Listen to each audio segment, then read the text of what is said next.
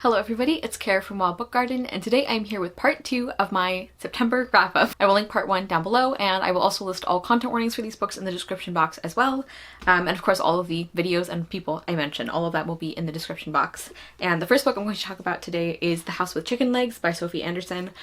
This is a very well-loved middle grade book, and we're following our main character Marinka, and her grandmother, I think, is Baba Yaga, and this is a very different take, I think, than some of the folklore about her, because she's not a bad witch. She helps people like cross over, she helps people's spirits after they die, she guides these spirits between this world and the next, and Marinka has grown up with the expectation that that's what she's going to do as well, but it's a very lonely life. Her and her grandmother end up moving from town to town. Marinka can't really make friends because they move so quickly, and Marinka doesn't really want to do this with her life. So as I said, this is a very well-loved book, and I was sadly very disappointed in it.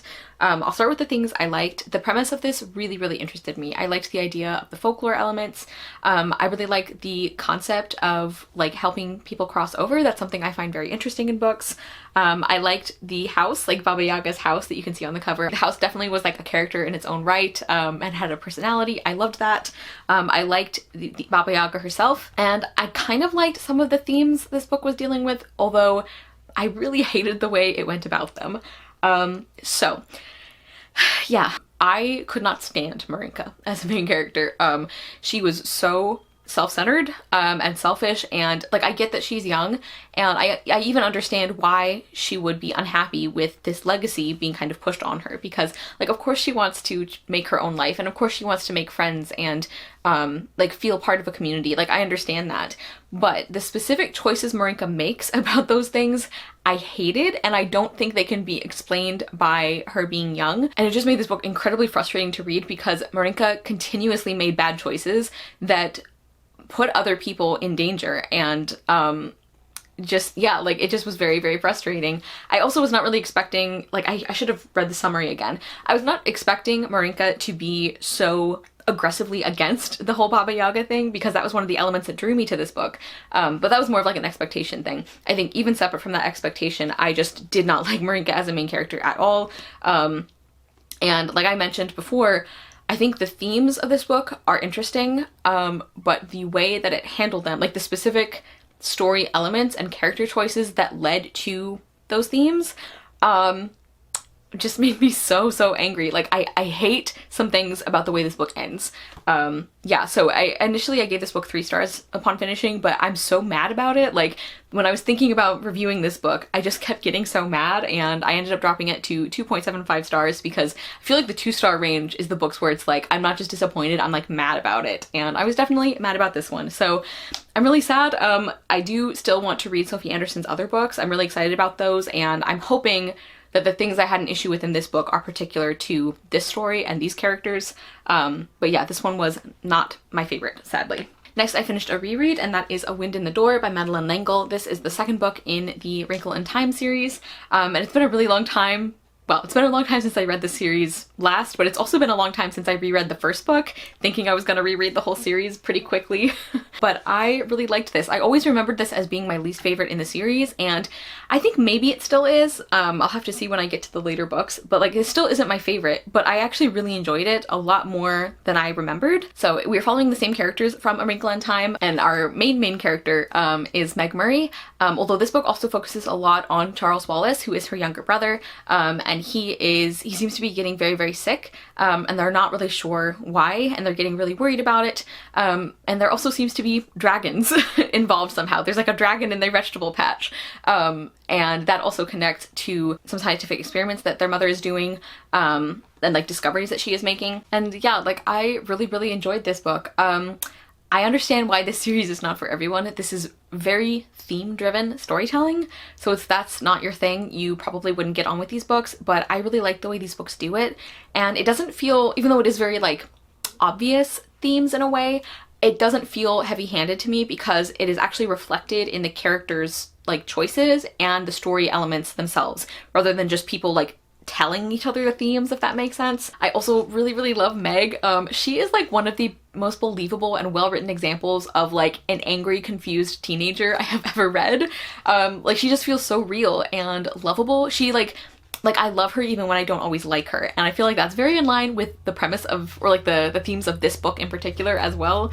And there are times where you just want to tell her like, okay, like I understand you're upset, or I understand why you're having issues with this, but like, can we just focus on the problem? But it never got like overwhelmingly frustrating. I also love Calvin. Like, he is just like the softest boy, and I just want good things for him. He deserves the world, and I love him as a character. Also, like I was saying, I really love the themes of this series and this book.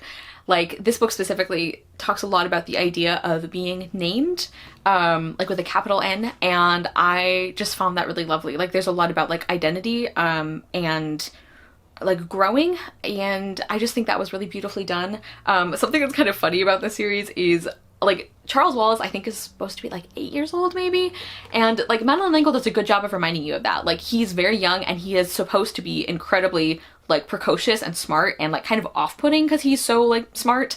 So like that's part of his character, and I get that, but because of the way he talks, and because like I've mentioned before, I'm just really bad at keeping character ages in my head for some reason.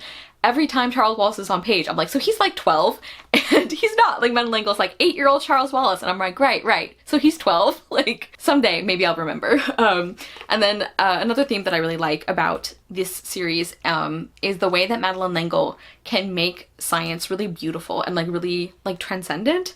And I think I've mentioned this before when I talk about these books, but like I'm definitely more of an arts person. That's what I studied. That's kind of where like a lot of my interests are.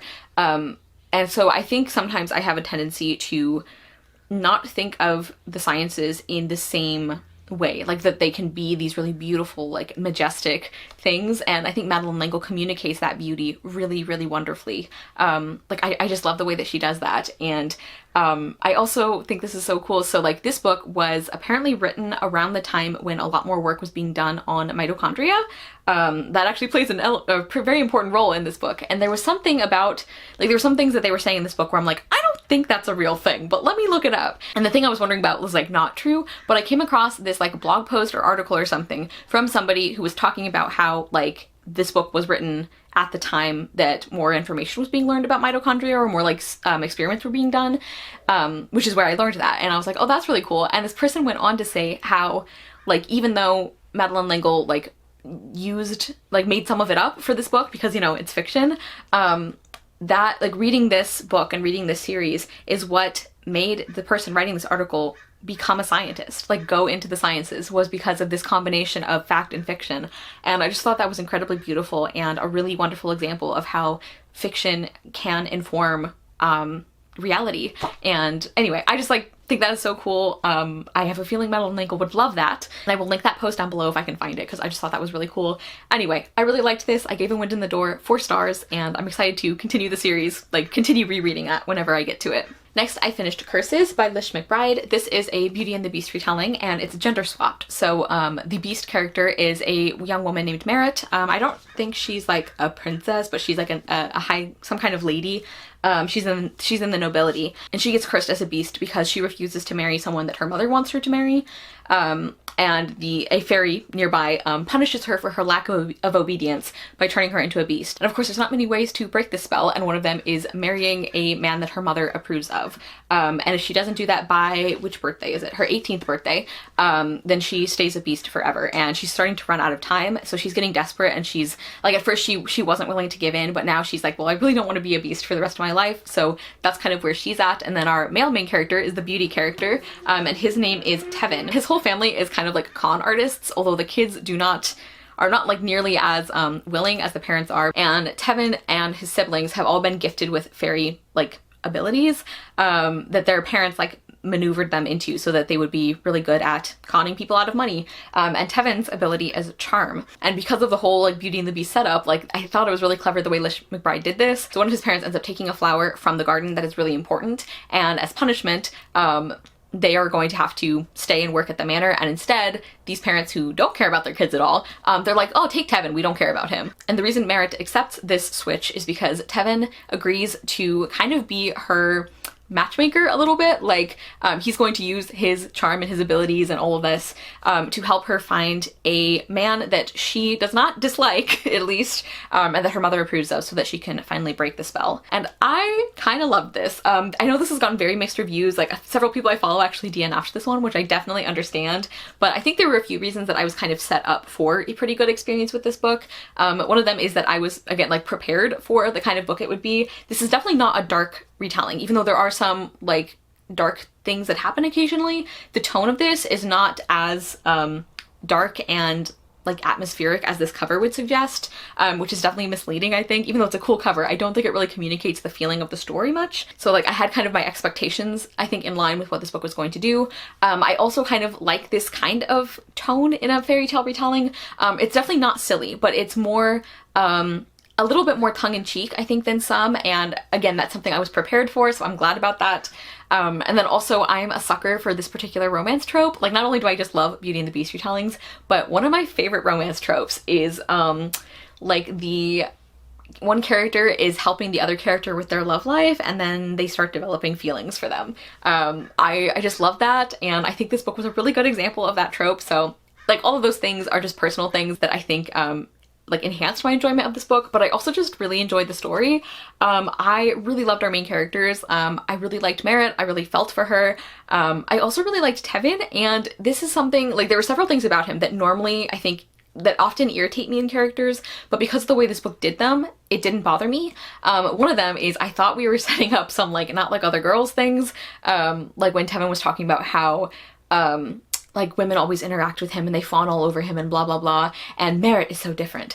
But I actually like, there's a plot reason for it. So Tevin, like I said, his gift is charm, and like people who are attracted to men, they like often can't really help themselves being drawn to him, which the book like also comments on how messed up that is, which I appreciated. And again, Tevin did not choose this. His parents manipulated this so that he would be really great at cheating people out of their money. And because of some things that happened in Merritt's past, she has a really hard time trusting people romantically, or like just trusting in general. And that kind of counteracts like Tevin's magic. Like, that's one of the only things that can make someone not be charmed by him. So like, I don't know, I appreciated that. Like, yes, I think we could have probably told the story without those references to other girls, but it didn't bother me that they were in there because we actually had a plot explanation for it. And the book didn't dwell on it too much either. So yeah, I really liked Tevin. And then the other thing that I often don't like in characters, which I've mentioned before, is when like characters' whole morality is centered on I only care about myself and like two people I'm related to. I hate that. I just don't enjoy reading about that, and it kind of looks like Tevin is one of those characters, but there's a few reasons I think that it worked for me better. One is we see how awful their parents are and how he's kind of had to like look out for his siblings against everyone else. Two is we see even from the beginning that Tevin is actually really uncomfortable with the like cons that his parents make him do. And number three is when he has the opportunity to do better, he actually takes that opportunity. So yeah, I just like really enjoyed Tevin. I also really loved the romance between him and Merritt. And this is one of the things where I can't articulate exactly what worked about it so well for me. I just really liked their interactions and their chemistry and like their scenes together. Like, I don't know, it really worked for me. I really enjoyed it. I also really liked a lot of the supporting characters, and I really enjoyed the humor in this book. Like, I laughed out loud several times while reading this, which doesn't often happen for me, so I really enjoyed that. I liked that this was gender flipped, and I thought this book said some really interesting things about beauty and how we view beauty. Near the end, there were a couple of plot things that felt like a little bit out of nowhere. Not out of nowhere exactly, but I liked the like first 85 to 90% of the plot more than the end. Although that being said, there were some specific things about the ending that I really liked. So this was still like a real big hit for me. I gave Curses 4.5 stars. I definitely understand why this is a very polarizing retelling, but I think if you're prepared for the kind of story it is, the kind of tone it has, you might get on with it. And if any of those things that I said like appeal to you, you might get on with it as well. And I am really glad I did. Next, I finished The Countess and the Frog by Kenley Davidson, and this is a prequel novella in the Andari Chronicles series. I reviewed the first full-length novel in my previous wrap-up, and as I mentioned, even though I had mixed feelings about that book, I was excited for other books in the series, and I'm happy to say that that was justified here, because I really enjoyed this one. And this novella is actually available if you sign up for Kenley Davidson's newsletter. You get it sent to your email, and I have to give a special mention to my friend Hannah from Lit Hermione, because I don't know what happened. If I like somehow I did not do this correctly, even though it's like a very basic thing. And I have never had this problem before with like email newsletters, but for whatever reason, I could not, like it didn't work for me. So thank you so much, Hannah, for like pointing me towards this story. I will link Henley Davidson's website down below if you also would like to read this one. And this is a very loose Princess and the Frog retelling. I really liked how Henley Davidson used that as kind of the starting point and then did her own thing. And our female main character is a young woman named Lisbeth. And she is she's the aunt, I think, to the princes of this kingdom, and she's kind of taken on the responsibility of caring for them. That's like her official position now. And she's kind of like left out and forgotten by a lot of people, and even though she is quiet and reserved, it's still not fun being overlooked. You know, she kind of wants to be known for something other than that. And then our male main character is named Caspar, and he is one of the king's advisors, and he also is in a similar position of like just getting overlooked, and he's just very like quiet and reserved. And these two main characters' paths end up crossing, of course. There's a little bit of a fake relationship, kind of bit, that I really enjoyed. And yeah, I just thought this was so lovely. I am so impressed at the amount of character work that Henley Davidson could put in this really short novella.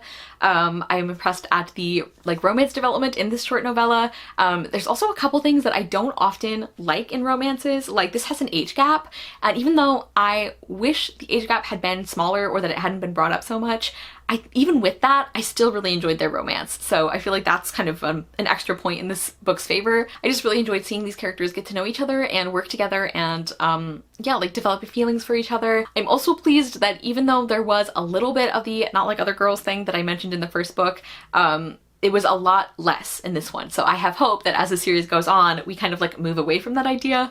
And as Hannah pointed out, like Lisbeth actually has had a very different upbringing than a lot of these other girls. So it kind of makes sense that they would like approach the world very differently. I still think the author didn't have to write about it that way, but I understand why it was here. And again, it was very, very minor compared to the first book I read from this author. So that makes me happy. I also really appreciated how in historical-esque settings, you know, when characters get like caught together and somebody has to do something to save their reputation, I think it's really important to communicate that these characters are actually, like, they do actually want this.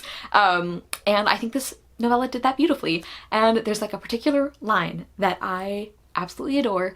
And it's not the one that like in the story other characters react to as being super romantic. It's like a different line. But anyway, I'm just rambling at this point, but I really enjoyed this, and I gave The Countess and the Frog 4 stars. Next, I finished Temple of Sand by Barbara Kloss. This is the second book in the Gods of Men trilogy, which, speaking of Hannah, she's the one who got me into this series, and I'm so grateful because it's fantastic. I'm trying to think what I can say without spoiling the first book. So in the first book, we're following two different main characters. One of them is Amari, but she goes by Sable because a long time ago she was exiled from her kingdom because she accidentally caused somebody's death with her magic. And now she's hiding out in kind of the wilds where there's no like official jurisdiction, and she's a healer. And she gets found by our other main character, Prince Jarek, who has heard about her incredible healing abilities, and he's going to bring her back to his kingdom to help heal his sick father. And so they're both hiding their identity from the other person, so they have a lot of secrets. And Jarek definitely has a lot of character development to go through because he actually has been he's one of the people who has been hunting down the people like Amari, like these people in her, kind of like this group of people who have magic. Some of them have magic, and they are really hated and reviled, and depending on the kingdom, they're either enslaved or basically indentured servants.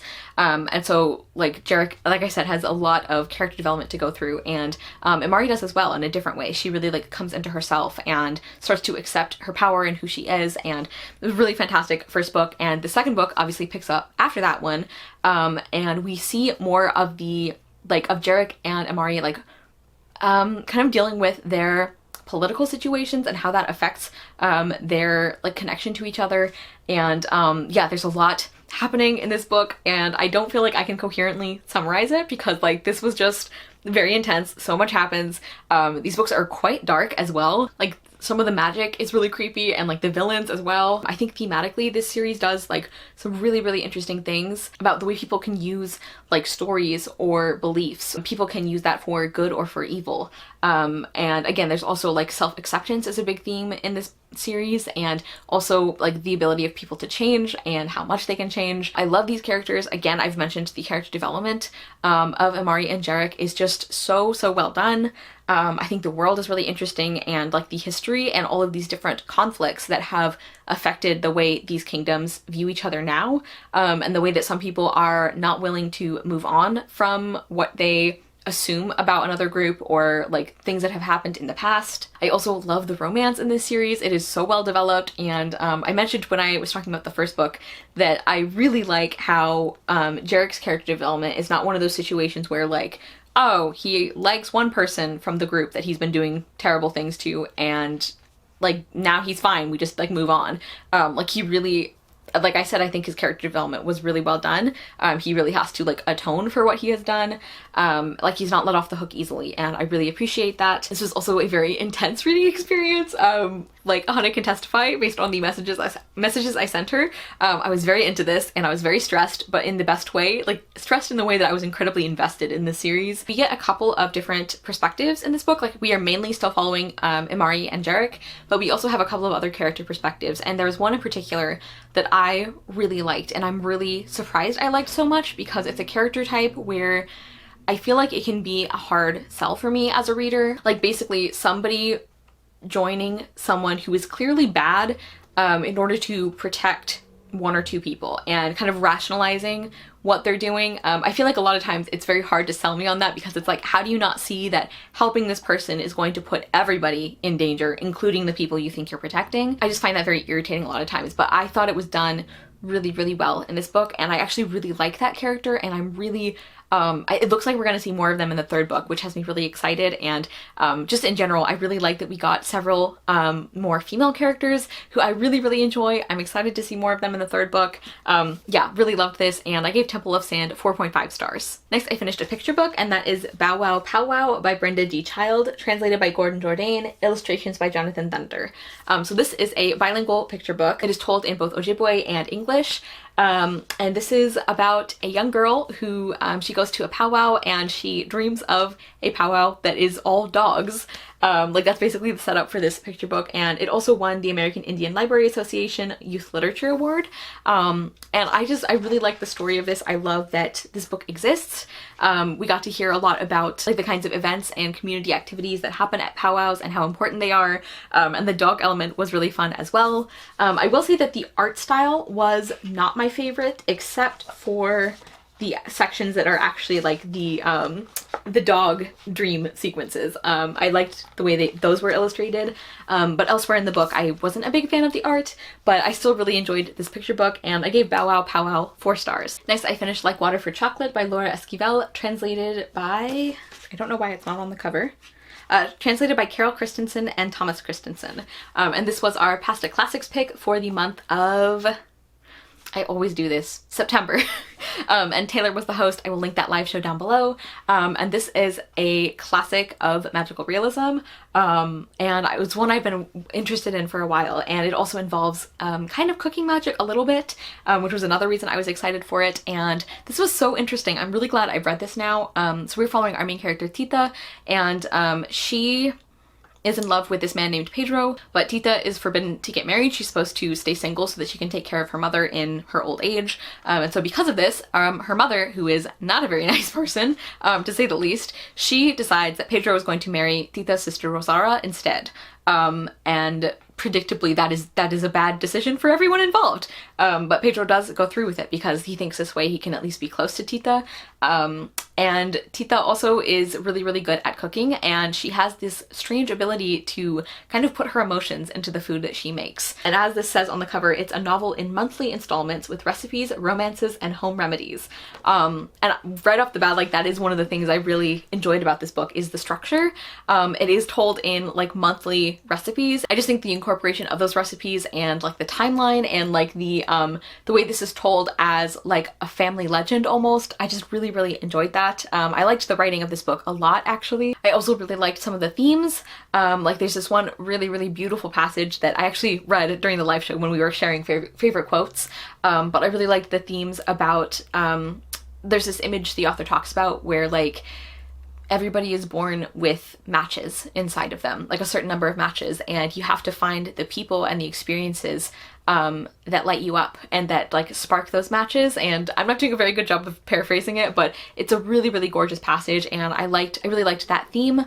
And I really liked some of the other themes in this book as well, like about traditions and how sometimes they can be used for good or for bad, and also like history and like family history. So yeah, there was a lot of things I liked. There were also some things I wasn't a big fan of. Like I hated Pedro. He just was really not a fun character. Like at first he was just boring, and then when he actually started having personality, it was all bad personality. So I couldn't stand Pedro, which was unfortunate because I think you kind of need to be pretty invested in Tita and Pedro's relationship to some extent, and I just wasn't. I did like some of the supporting characters, but like I didn't love some of the author's choices with the characters and with the story. Like, I really didn't like the ending, and especially what the ending said about some of these themes and ideas. Like we talked about that in the live show, but like I just really don't like, yeah, like I didn't like the way that Laura Esquivel like handled some of these characters' stories, and especially like the end of the book. So there were some big things I liked and some big things I didn't, but I am really glad I read this, and I gave Like Water for Chocolate 3 stars. Next, I finished Dear Haiti, Love Alaine by Maika Moulit and Maritza Moulit, and this is a novel that is written by 2 sisters, which I think is really cool. Our main character is, of course, named Alaine, and she gets suspended from school, and she ends up using that time to go to Haiti, where her family is from. Her aunt lives there and several other family members too. And Alaine has also just heard some really shocking news about her family. And so while she's there, she's trying to reconnect with her mother, who has never really been a super active part of her life. And then Alaine ends up finding out a lot about the history of Haiti and a lot of like her own family's history as well. There's a lot of secrets here. She also learns a story about a family curse that may have been placed on them. And so she starts just learning more about her and her family's past, and also about Haiti's past as a country. And yeah, this was really, really good. And this is a book where I had heard from people that it's very unexpected, and even knowing that, I was surprised. Like I didn't know what to expect, and I still was surprised by this book. And this is definitely one that I recommend checking content warnings for if there are specific things you would need to be warned for, just because it is such a surprising book, you can't really tell what it's going to be about. So as always, I put those in the description, but yeah, I just thought this was a really well-told story. I loved Alaine as a main character. Like, she's such a great example of how like teenagers can be written like in a believably impulsive way while also being very mature in other ways. Because I don't know if you guys know any teenagers, but like that's how teenagers are. That's how people are in general, is we all have things that we are more or less I guess like mature about or level-headed about. So I can see some people being frustrated by Alaine, but I really liked her. I loved the voice that she has in this book. It's also mixed media, which I thought was really cool. She's doing this as like a final project, essentially. And so we have like some diary entries, we have emails, we have just, yeah, like text conversations, and I really liked that. I really liked the writing and the construction of this book, and I really loved Alaine as a main character. I also, one of my favorite things about this book was the way it handled messiness in a lot of different ways. So like, for example, Alaine's relationship with her mother, and how Alaine is proud of all her mother has accomplished in her career, but she also feels like, why couldn't she spend some time with me in addition to achieving all of these things, you know? Also the complexity of people of different like homelands and different countries, and how you can love a place, or you can find good in a place, and then also acknowledge that there are some really bad things about it, or some things that need to change. And then also the discussion of charity as well. Like Alaine's aunt started this charity app, and there's some really good discussion of like kind of the positives and negatives of like the way they do it. And there's also talk about like on a larger scale, like the way that you can actually do good, and like listening to the people that you're helping and not just like deciding what they need. Like they talk about how the United States at one point had a huge surplus of rice, and they just gave a bunch of it to Haiti, and the US was like patting itself on the back for how charitable they were, when it's like that permanently destroyed Haiti's like their own rice industry, and like now the market is flooded with like really cheap or free rice, and so now it really hurt like local industry, and just like really thoughtful discussions of a lot of different ideas and topics. This was also a really emotional book. I was definitely very invested, and parts of it were hard to read but were really well written, and yeah, I thought this was really excellent. There were a couple of story things that didn't quite go the way I was thinking or hoping, and I think some of that is definitely like because of the story that the authors were telling.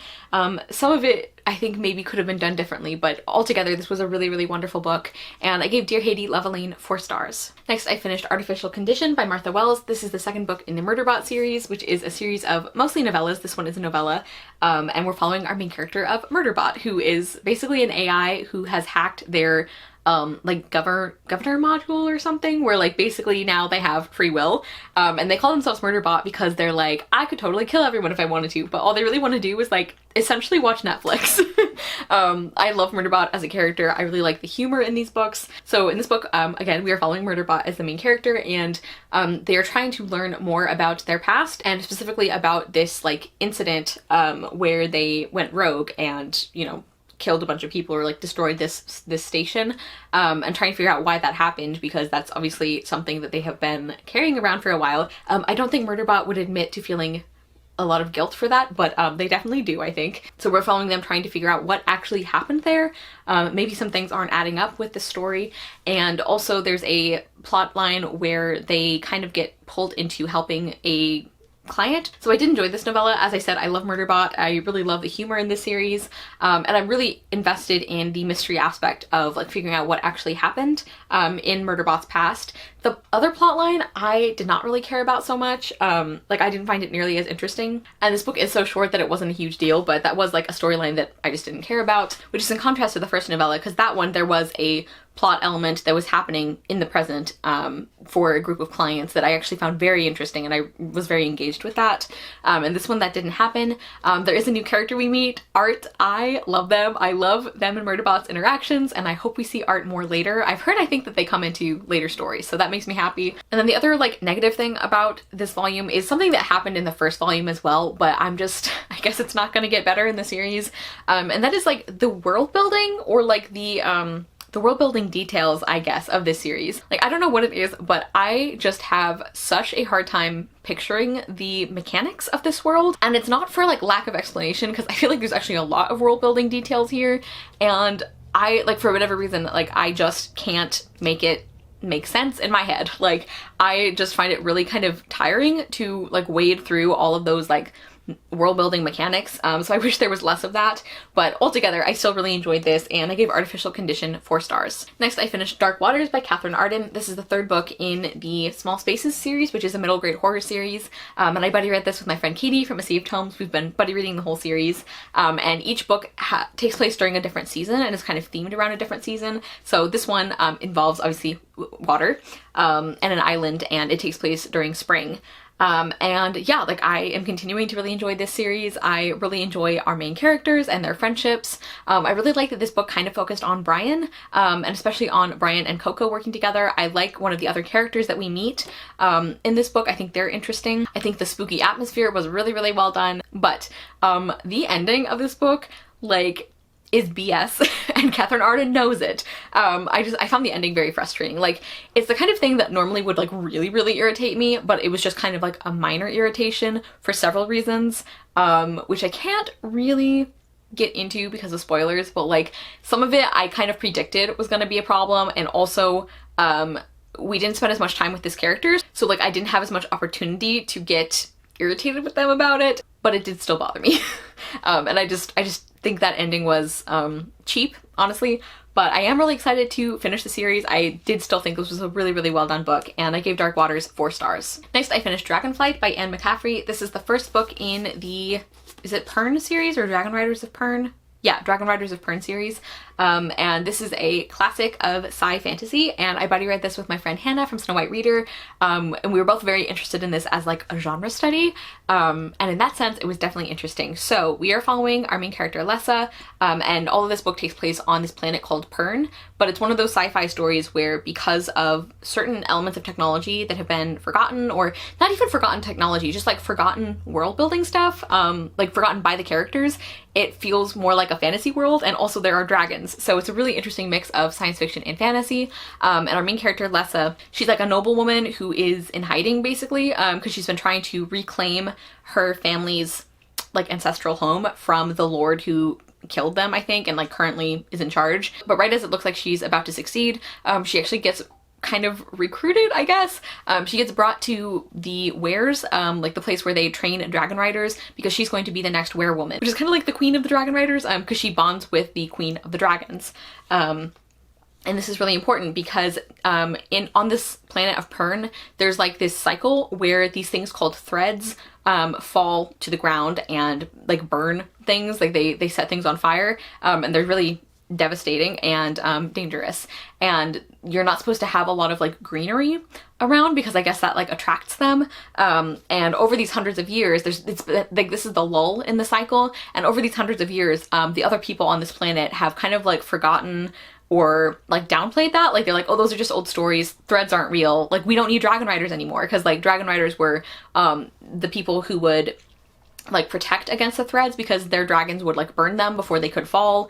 So anyway, there's like some really interesting like discussions of like people forgetting old stories and like that kind of thing.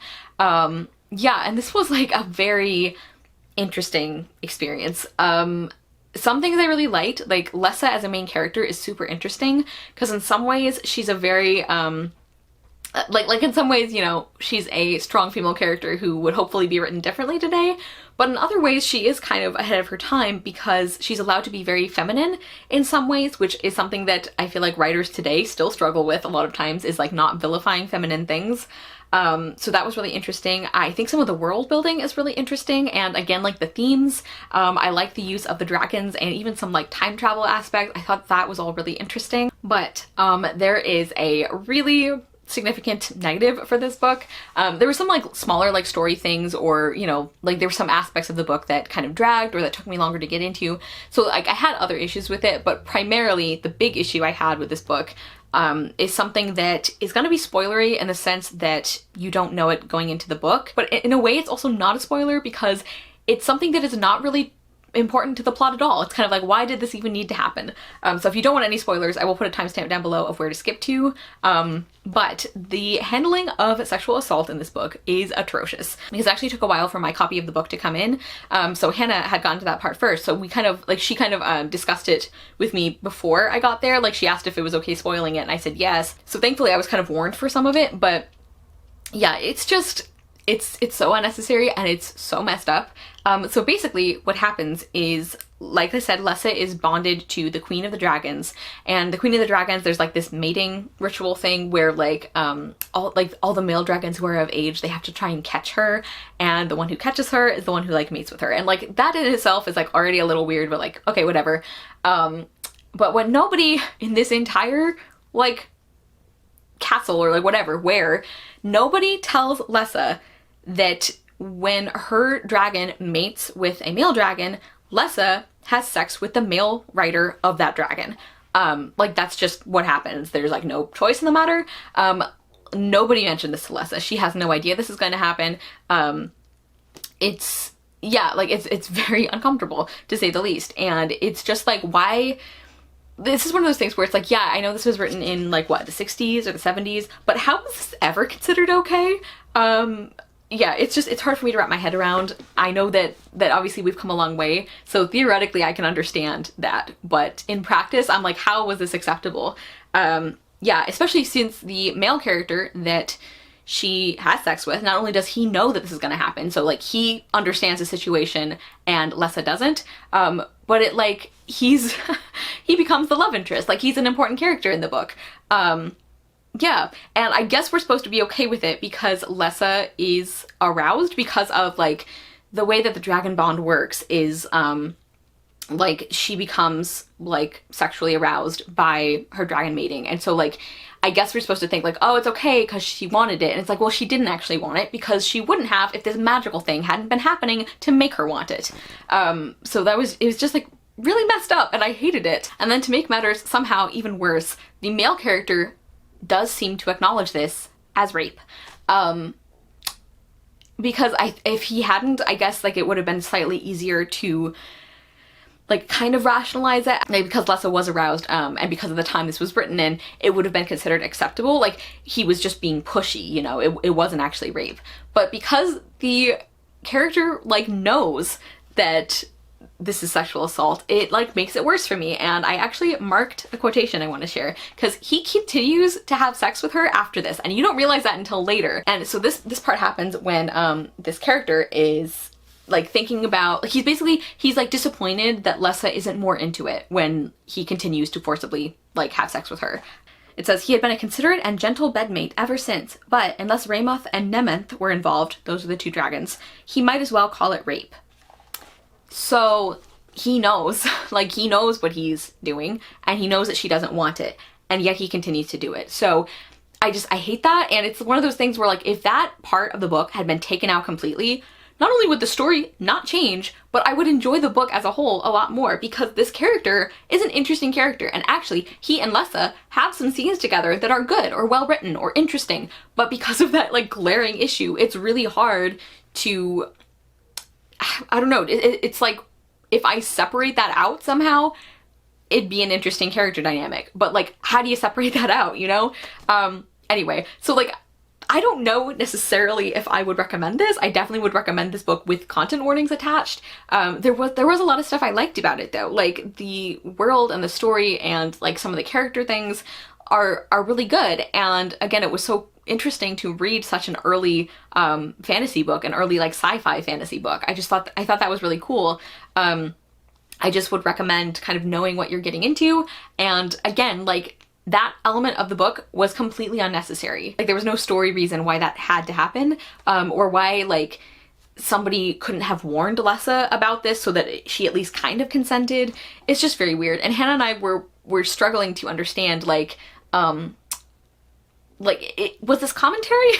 Like is Anne McCaffrey like commenting on the treatment of women in this time period when she wrote this in the 60s and 70s, because that's possible, but it just doesn't necessarily read like that. I don't know. So basically, bottom line, there were a lot of things I liked about this book. There were some things I didn't. Some of them were just like, you know, writing or story things. Like I think some things were a little more confusing than they had to be. I mentioned some parts kind of dragged or took me longer to get into. So there were issues I had outside of that, but really the big issue was the way that consent was just like not a thing in this book at all. Yeah, so I gave Dragonflight 3 stars. I'm kind of like averaging out my feelings on this book. So yeah, let me know if you've read this one, how you feel about it, because I was really, really surprised that I had never heard people talk about that element specifically. And finally, the last book I finished in September is Broken Strings by Eric Walters and Kathy Kaser. This is a contemporary book and we are following our main character Shirley, and she really loves performing. She loves acting and singing, and she's really excited because she's hoping to get the lead in her school's musical. They're doing Fiddler on the Roof, and she really, really wants to get the part of Hoddle, who's a character she loves, who gets a really gorgeous solo in the show, and she's really disappointed when instead she gets cast as the mother, named Golda, who's a really great character but does not get the solo, doesn't really get a solo at all, and she's really disappointed that now she's going to be playing like the mother instead of like the character that she was really excited about. But things start looking up when she realizes that her onstage husband is a boy who she might have a crush on. So we see Shirley like getting really excited actually about this part she has as she gets to like know her character more, and as she talks to her family. And she's also really close with her grandfather, and so she is in his attic looking for some props when she comes across a violin in a case. And Shirley is really shocked because her grandfather hates music. He never listens to it. He like really just doesn't like it at all. And so she asks him about it, and he gets really, really upset, and he says he doesn't want to talk about it. And then gradually she ends up finding out some more things about their family history, and specifically about what some of her family members went through in the Holocaust. So this book does deal with that quite a bit in terms of like flashbacks and like talking about it. Like it's not set during that time, but just be aware that that is a really prominent element of this book. And so Shirley ends up learning a lot more about her family and some of these family histories that she hadn't known about before. And this book is also set in 2002, 1 year after after the 9/11 attacks. And I remember being surprised because I had forgotten that this book was set at that time period. And at first I didn't understand why the authors would choose that time to set this book, because most of the books I've read, I haven't read that many, but most of the books that I've read that are set around that time, like it's a very prominent part of the premise, this book is about 9/11. And this book, it deals with that, but it's not immediately obvious how that's going to tie in. So initially I was kind of confused as to why that choice was made, but I ended up thinking that that worked really, really well into the story that was being told here. Yeah, I thought this book was fantastic. I liked Shirley as a main character. I really loved her close relationship with her grandfather. I really loved the theater aspect, like the little things that the authors get right about like rehearsals and like getting a part that you didn't want but then falling in love with it, the feelings that you get when you're on stage, and then also like really big thematic things about the importance of storytelling. Like all of that around theater was really beautiful. I think this book dealt with these really heavy topics in a really thoughtful way. I was also really pleased that this book deals with Islamophobia and hate crimes in general, like xenophobia and everything that happened very, very soon after 9/11 and is continuing to happen in the US. I'm really glad that this book included that in the discussion, because I think you have to, honestly. I really enjoyed some of the supporting characters, and again, like the themes and the commentary and the way that Shirley's history, like family history that she's learning, fits into the current history and fits into the play that they're doing. Like all of these pieces of the plot and the themes and all of this like fit together really, really well. There's a few scenes in particular, like there's one I'm thinking of that happens during a rehearsal that is just so like emotionally powerful, so like well written, like the way that it seamlessly integrates all of these different different stories, but also how they're similar stories, and like the way this book deals with grief and history and trauma, and like I just thought this was really well done. The only thing that I was not as happy with this book was that the writing felt kind of inconsistent. Like there's some parts, like I'm saying, that were like the emotion was so beautifully evoked that I feel like the characterization was really well done. Like there were some particular scenes or parts that I think the writing was really, really well done. But then there were a lot of other parts of the book where the writing itself felt kind of flat. Like the characters and the story wasn't flat, but the writing style kind of felt like it was. So that was a little off-putting. But other than that, I thought this was fantastic. I would definitely recommend if this content is something that you are okay reading. And I give Broken Strings 4.5 stars. Okay, everybody, so those were the rest of the books that I read in September. Please comment down below and let me know if you have read any of these books, what you thought of them, or if you're going to pick them up. Thank you guys so much for watching. I will see you soon with another video, and I hope you love the next book you read. Bye!